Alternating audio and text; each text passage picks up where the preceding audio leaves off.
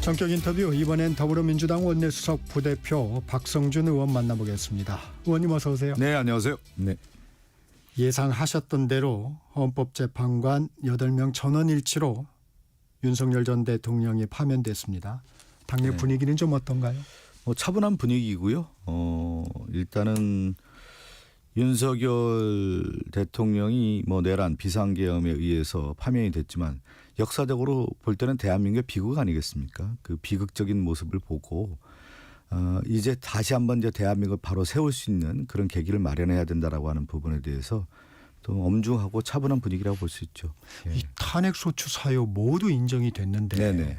이 선고까지 왜 이렇게 시간이 오래 걸렸을까요? 글쎄요. 저도 지난번에 왜 네네. 우리 정앵커님하고 이제 방송하면서 저는 8대0 나올 거라고 이제 예상하면서 그것은 가장 근본적인 이유가 역사의 심판이라고 하는 부분 국민들이 모두 받고 전 세계 받기 때문에 몇십 년 동안 재판을 이어왔던 판사들이었고 법조인들 아니겠습니까? 이것을 벗어나기는 어려울 거다 이렇게 봤는데 저도 이제 시간이 지체가 되면서 이 단순 사건이라고 저는 봤거든요. 명확한 사건이라고 봤는데 왜 그럴까 이견이 있었던 거 아닌가 이렇게 생각이 좀 들었었지만 그래도 저는 8대0 결과가 나올 거라고 예상했고 그것이 이제 결과로 이어졌는데 아마 내부에서는 어떤 얘기가 있었는지 저는 전혀 모르기 때문에 상당히 오랜 시간 동안 네.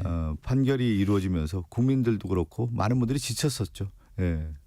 이 결정문 가운데는 이런 부분도 있었습니다. 국회는 정부와의 대화에 타협을 노력하고 대통령은 국회를 협치 대상으로 존중했어야 한다. 국회의 역할도 담겼는데 이 부분은 좀 어떻게 들으셨어요? 예, 저도 같은 이제 정치라고 하는 것이 대화와 타협이 이어져야 되는데 제가 그 얘기를 들으면서 2022년 5월에 대통령이 당선되고 첫 그 국회 와서 연설을 합니다. 네. 윤석열 대통령이 그때는 여야가 박수를 보내줬고 상당히 이제 대통령의 취임에 대해서 축하하는 분위기였단 말이죠. 야당도 마찬가지였고. 근데 그 연설 내용 중에 하나가 저는 아직도 기억에 남아서 네.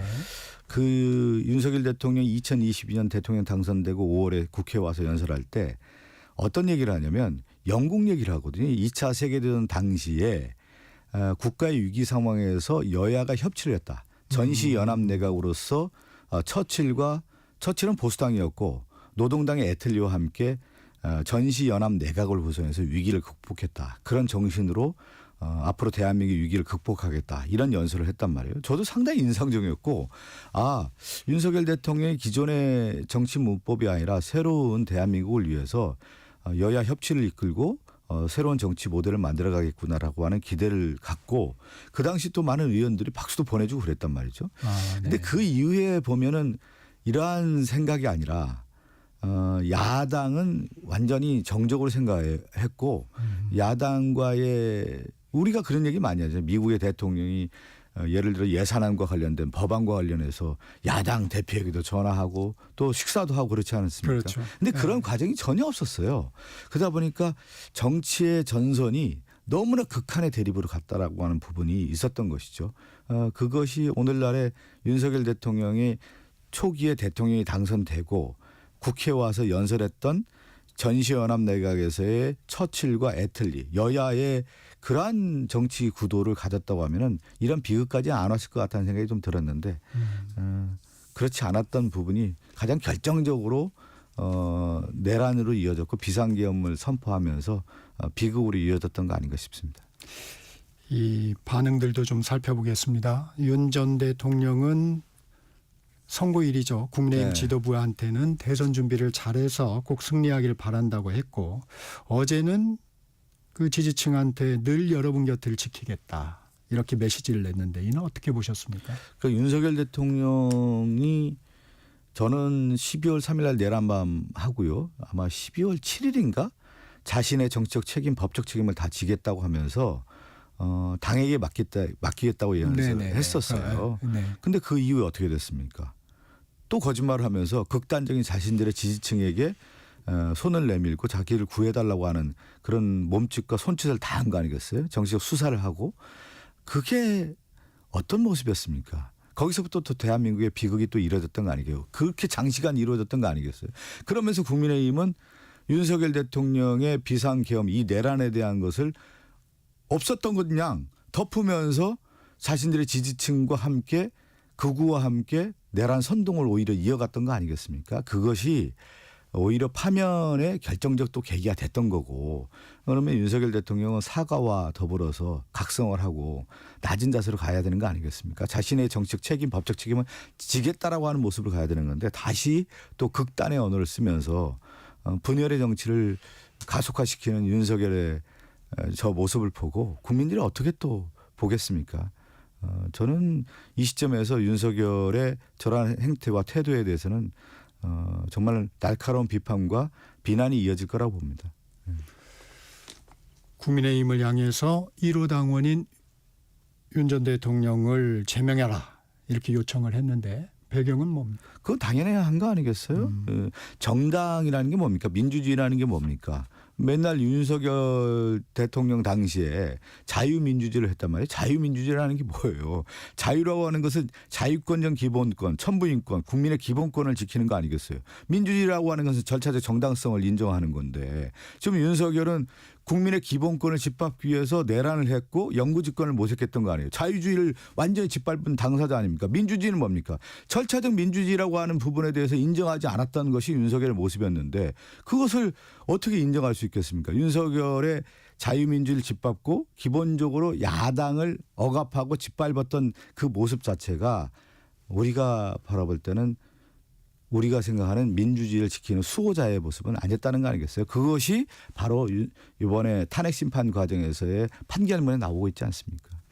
이 국민의힘 권영진 의원은 이제 방금 전에 네네. 저희 프로그램에서 인터뷰를 했는데 민주당은 아마 이번 조기 대선 국면에 끊임없이 윤석열 전 대통령을 소환할 거다. 윤석열 대 이재명 구도를 만들어서 선거 전략 차원에서 이런 요구들을 하는 거다. 뭐 이렇게 또 얘기를 하더라고요. 아니 선거 전략이 아니라 뭐 대선 지금 이제 바로 이제 시작되겠지만 저도 이제 권영진 의원님 인터뷰 들었는데 네. 민주당이 소환을 했나요? 윤석열 자신이 지금 정치 무대에 다시 등장하려고 하는 거 아니겠어요? 오히려 국민의힘이 그러한 부분에 있어서 윤석열과 확실히 선을 그어야 되지 않을까 싶습니다. 민주당이 소환했습니까? 이재명 대표 이제 본격적인 대선 국면입니다.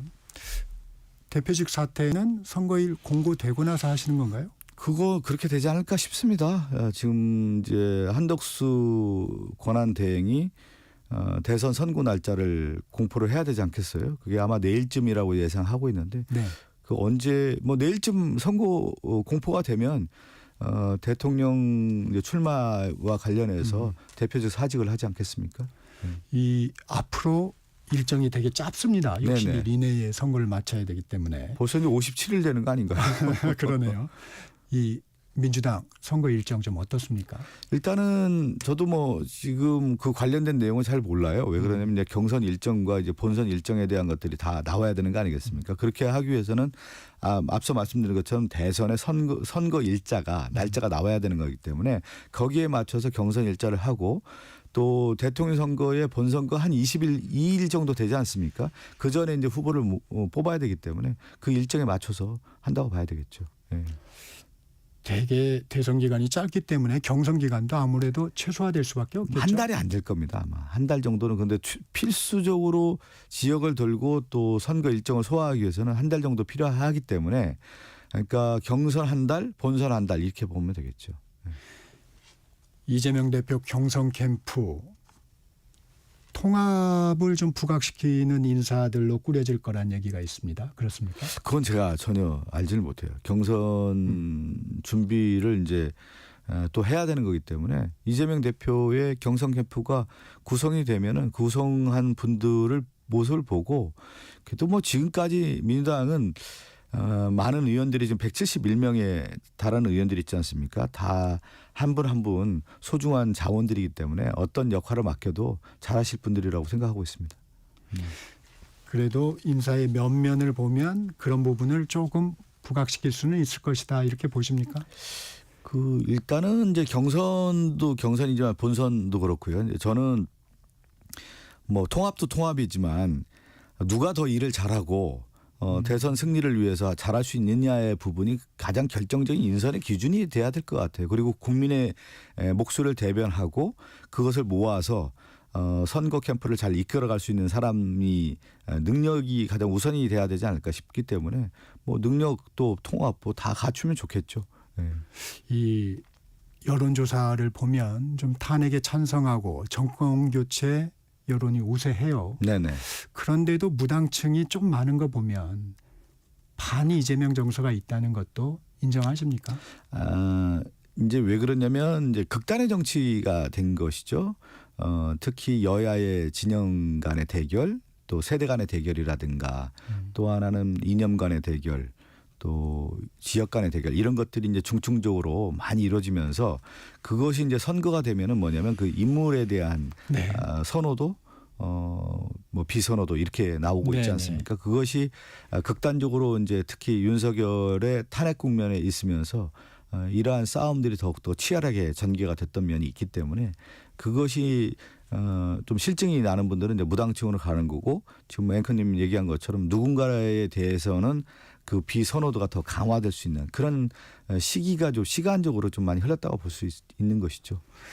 어느 정치 평론가의 얘기를 보니까 이번 선거는 이재명 대표의 선거다. 그러니까 이재명 대표가 얼마나 위험한가를 부각시키고 국민의힘에서는 또 민주당에서는 이재명 대표에 대한 반 이재명 정서를 어떻게 줄일 수 있을 것인가. 뭐 이런 구도로 보시는 분도 있더라고요.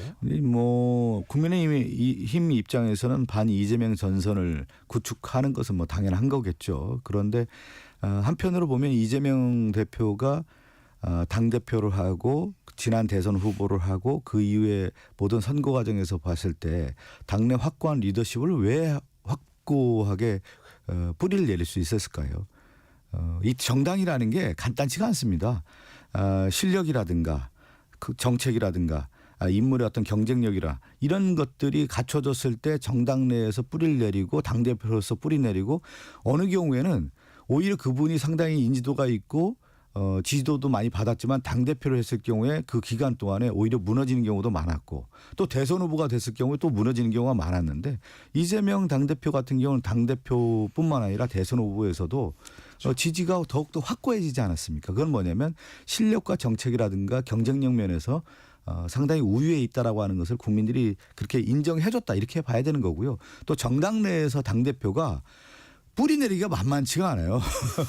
그것은 확고한 지지율을 확보했고 또 지금까지도 차기 대선 후보로서의 확고한 입지를 구축했다라는 것은 그만큼 인정받았다 이렇게 봐야 되는 것이죠. 박 의원님도 지도부시니까 이 부분도 여쭤보겠습니다. 이재명 대표 이제 대선 행보를 본격적으로 해야 되는데 네네. 예를 들면 지난번에 이제 발표하셨던 중도 실용주의. 네네. 이게 또 당의 정체성과는 약간 충돌하는 부분도 있었어요. 이제 앞으로는 좀 어떤 리더십을 보여야 된다고 보십니까? 저는 그 노선은 맞다고 봐요. 왜 그러냐면 지금 모든 국가도 그렇잖아요. 위기 상황에서 어떻게 더 포괄적인 정치를 할 수 있느냐에 대한 부분이 결정적인 변수가 되는 건데 그건 이제 변수이자 상수일 것 같아요.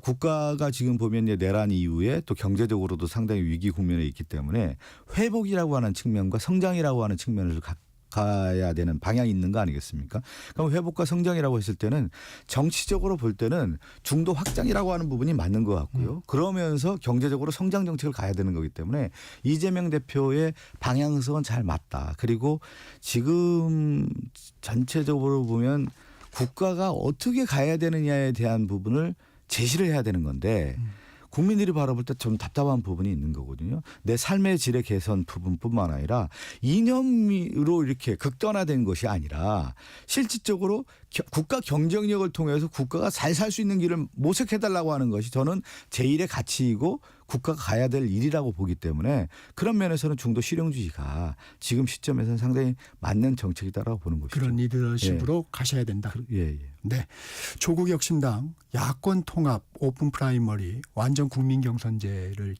또 다시 한번 거듭 주장을 했습니다. 이게 현실적으로 가능한가요?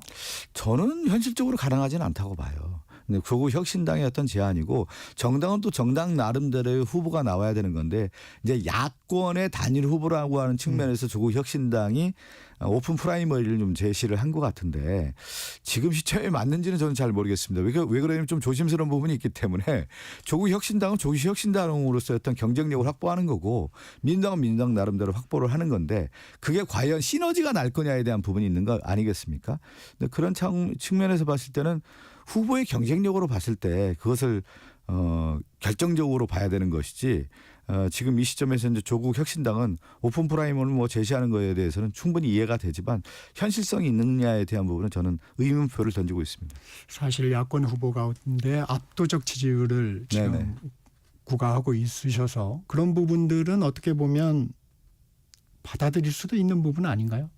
그렇게도 보겠지만 오히려 그런 압도적인 지지를 통해서 큰 힘을 몰아서 대세몰이를 가면서 지금에 있는 내란 세력과 확실한 경쟁력을 통해서 오히려 우위에 있는 선거 구도를 설정하는 것이 저는 맞다고 보는 겁니다.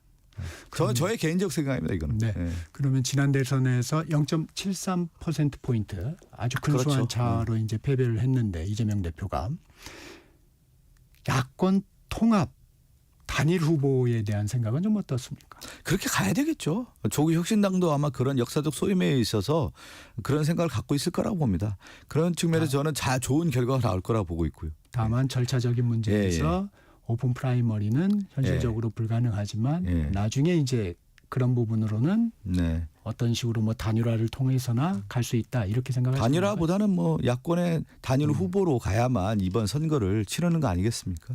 그게 아마 국민들이 원하는 거고 그게 역사적 소임이고 책무이기 때문에 범야권에 있는 다른 정당에 있는 분들도 그러한 환경 그리고 그러한 결정을 해야 된다라고 하는 데서는 같은 생각이라고 봅니다. 당내 비명계에서도 좀 비슷한 주장을 계속 하고 있습니다. 그 부분은 어떻습니까? 오픈 프라이머리 같은 거 말하는 거. 뭐 그것은 충분히 뭐 주장할 수 있다고 보는 건데요. 저는 이번 선거가 헌정 파괴 세력, 헌정 수호 세력에 대한 마지막 그 결정적 싸움이 대선이라고 보는 거기 때문에 헌정 수호 세력의 단일 대우로서 형성하는 것이 무엇보다 중요한데 그렇게 하기 위해서는 힘을 모아야 되는 거 아니겠습니까? 그 힘을 모으는 방법이 다른 분들은 뭐 오픈 프라이머리를 생각할 수도 있겠지만 저는 오히려 강력한 대선 후보를 만들어줌으로 인해서 이 대선을 확고하게 치를 수 있다 이렇게 보고 있는 겁니다. 이 국민의힘 상황도 좀 전망을 해보겠습니다. 네네. 윤 전 대통령 국민의힘 경선에서 영향력을 행사할까요? 영향력을 행사하고 싶겠죠. 근데 이제 파면된 상태에서는 국민의힘에 있는 대선 후보라든가 국민의힘에 있는 의원들이 아마 멀리 할 겁니다. 더 선을 긋겠죠. 거리두기를 할 거다. 거리두기뿐만 아니라 처절하게 아마 선을 긋겠죠. 이 국민의힘 경선을 바라보는 관전 포인트라고 할까요? 민주당에서는 어떤 부분을 좀 주목해서 보고 있습니까? 국민의힘의 경선 포인트는 국민에게 정말로 각성하고 반성하고 성찰했느냐에 대한 부분이겠죠. 그동안에 국민의힘은 내란을 옹호했던 세력들 아닙니까? 그거에 대해서 누가 지금 제대로 사과를 했습니까? 그리고 그 대선 후보들은 뭐냐면 극우가 판을 치면서 극우들의 영향에 의해서 대선에 어떻게 영향을 미칠 거라고 하는 것을 연연하면서 자기의 정적인 철학을 제대로 제시하지 못한 분들이 지금 아니겠습니까? 그분들이 어떻게 자기 차기 대선에서 따뜻하게 나올 수 있겠습니까? 내란과 절연하지 못한 후보가 어떻게 국민의힘의 지금 얘기한 자유민주주의 맨날 외치는 자유민주주의에 외치는 후보가 될 수 있겠습니까? 자유민주주의를 억압했던 윤석열과 같은 동일선상에서 내란을 옹호했던 세력들이 그 정당이 국민의힘의 후보가 어떻게 떳떳하게 자신이 대한민국의 정당의 후보라고 나올 수 있겠습니까? 그것을 절연하지 못하는 후보는 저는 국민의 선택을 받지 못할 거라고 봅니다. 개헌 얘기도 좀 해보겠습니다. 네네. 우원식 국회의장이 개헌과 조기 대선 동시 실시를 제안을 했는데 어떻게 생각하십니까? 뭐 우원식 의장님은 이제 개헌이 필요하다고 하는 부분 그리고 많은 의원들도 개헌의 필요성에 대한 것은 같은 생각이라고 봐요. 그런데 그 시기와 절차를 어떻게 할 거냐에 대한 부분이 있는 건데 개헌을 하기 위해서는 상당한 시일이 필요하다는 게 대체적인 중론입니다. 그런데 지금 파면이 된 이후에 한 50여일이 이제 남지 않았습니까? 그렇다고 하면 이 기간 동안에 개헌과 대선을 같이 할 수 있느냐에 대한 부분에 대해서는 저는 조금 회의적입니다.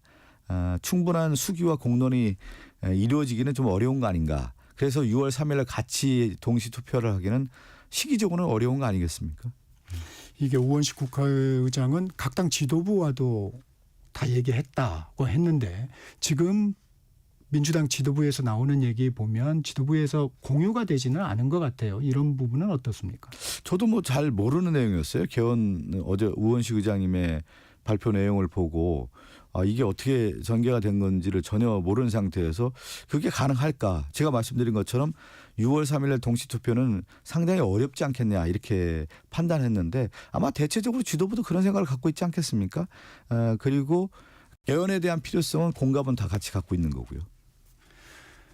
그러면 최근에 정대철 헌정회장의 인터뷰 기사 혹시 네네. 좀 보셨죠? 예, 봤습니다. 그 부분은 좀 어떻습니까? 글쎄요, 그거는 이제 헌정 회장이기 때문에 개헌에 대한 얘기를 언제든지 얘기할 수 있는 거 아니겠습니까? 그런데 그거를 이제 구체적으로 얘기했는지는 저 잘 모르겠어요. 뭐 일자를 얘기하고 내용을 얘기하고 대체적으로 보면 이제 그 개헌이라고 했을 경우에는 시기를 언제 하느냐에 대한 부분이 되게 중요하고 네. 그 내용에 있어서는 권력 구조에 대한 부분이라든가 우리가 얘기하는 뭐 감사원에 대한 부분이라든가 국회 예산권에 대한 부분이라든가 이런 것들로 들어갔을 경우에는 상당히 논쟁의 여지가 많단 말이죠. 그렇게 하기 위해서는 여야뿐만 아니라 지금까지 이 개헌과 관련된 논의는 많이 되어 왔지만 그걸 정리를 해야 되는 입장에서 바로 그렇게 쉽게 될 수 있는 문제냐라고 봤을 때는 시기적으로 봤을 때는 너무 급한 거 아니냐 이렇게 보고 있습니다. 이 언론의 보도에 따르면 정대철 헌정회장은 이재명 민주당 대표하고 통화를 했고 단계적 개헌론 그러니까 일부분 권력 구조에 대한 일부분 개헌을 하고 나머지는 새 정권에서 하는 방안에 대해서 동의를 했다. 뭐 이런 언론 내용이 있었는데 지금 민주당 지도부의 얘기들을 들어보면 조금 결이 좀 다른 것 같긴 합니다. 민주당에서는 윤 정부에서 거부권을 행사했던 내란 특검, 명태균 특검 등 8개 법안에 대해 재의결 방침을 밝혔습니다. 이 법안들 지금 시급한 이유가 있을까요? 아니 그거는 이제 일단은 저희가 이제 법안 통과를 했고 그 이후에 이제 거부권 행사된 법들 아닙니까? 크게 보면 8가지가 되는데 관심 있는 법이 이제 내란 특검법하고 명태균 특검법이란 그렇죠. 말이죠. 그러면 이 문제에 대해서는 재의결을 하고 재의결 결과에 따라서 다시 재발의를 할 건지 아닐지를 판단해야 되는 거기 때문에 재의결을 하는 것은 다음 수순에 맞는 것이죠. 네. 그러면 일정을 어떻게 좀 구상하고 계세요? 지금 이제 대정부 질문을 4월에는 해야 됩니다. 3일 동안.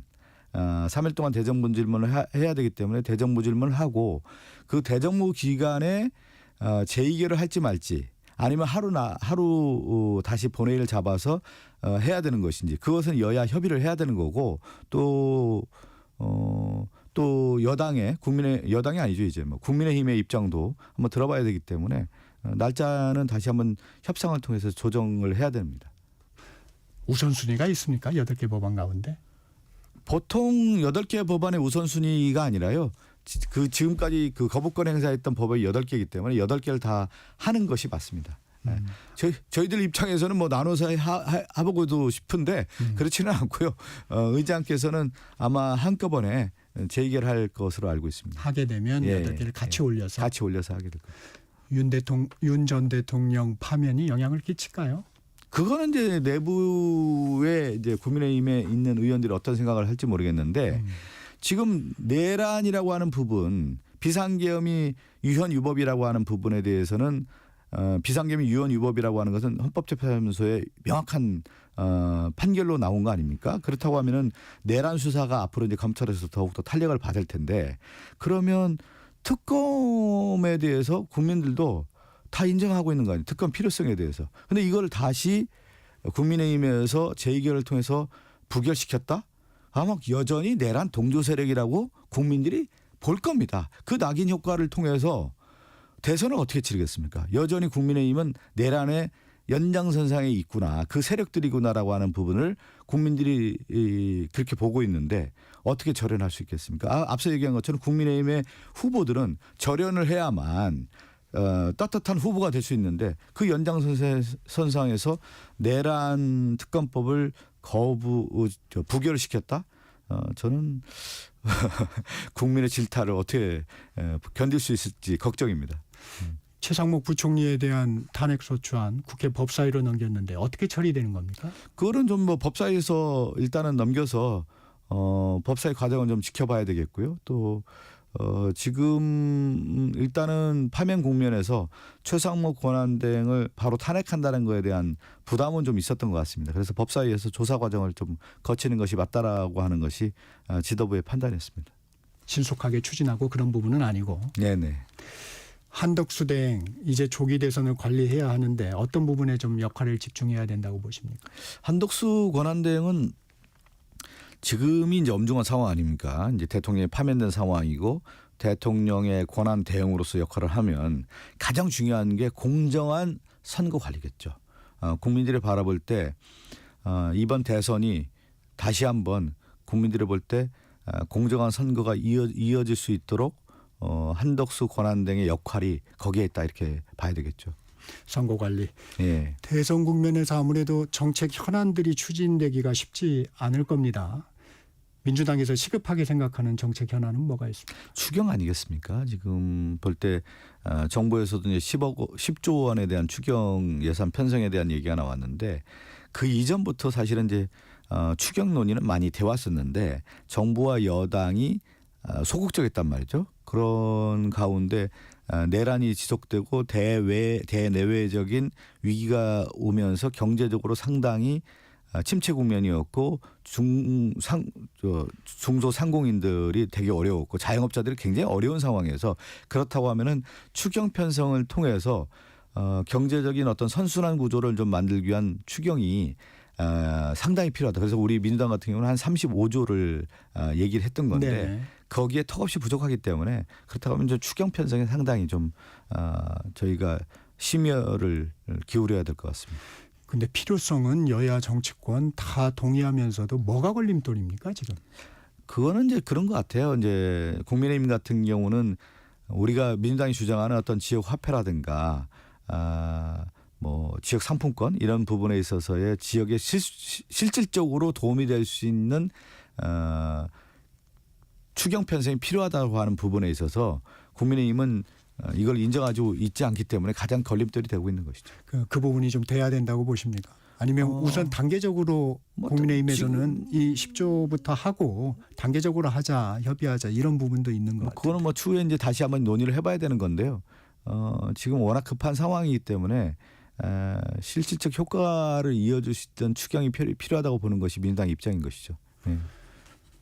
짧게 좀 여쭤보겠습니다. 네. 국민연금 구조개혁 문제는 계속 특위에서 활동을 합니까? 일단은 모수개혁의 큰 틀을 합의하지 않았습니까? 저 보험료하고 소득대체율에 대한 것을 이제 합의를 했기 때문에 연금특위가 지금 구성이 돼 있습니다.